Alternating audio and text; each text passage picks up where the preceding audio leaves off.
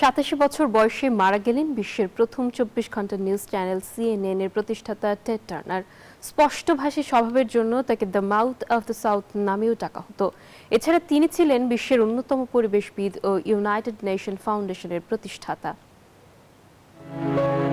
নিজে হাতে গড়া মিডিয়া সাম্রাজ্য ছেড়ে না ফেরার দেশে পাড়ি জমিয়েছেন সিএনএন এর প্রতিষ্ঠাতা টেড টার্নার। টার্নার এন্টারপ্রাইজ জানায় বুধবার নিজ বাসায় মারা যান বিখ্যাত এই পরিবেশবিদ।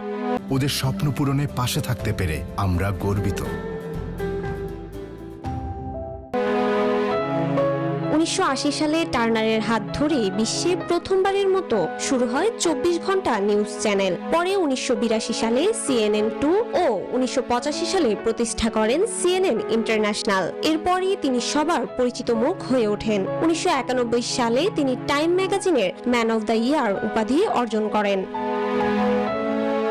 তবে শুধু গণমাধ্যমেই নয়, the mouth of the south খ্যাত টার্নার নিজের ছাপ রেখে গেছেন সমাজের বিভিন্ন স্তরে। তিনি ছিলেন বিশ্বের অন্যতম পরিবেশবিদ ও ইউনাইটেড নেশন ফাউন্ডেশনের প্রতিষ্ঠাতা। জীবনের প্রতিটি স্তরে তার সাফল্য চোখে পড়ার মতো।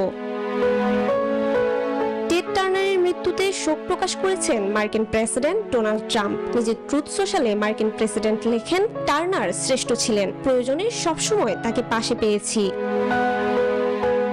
চৈতি রয়, নিউজ 24।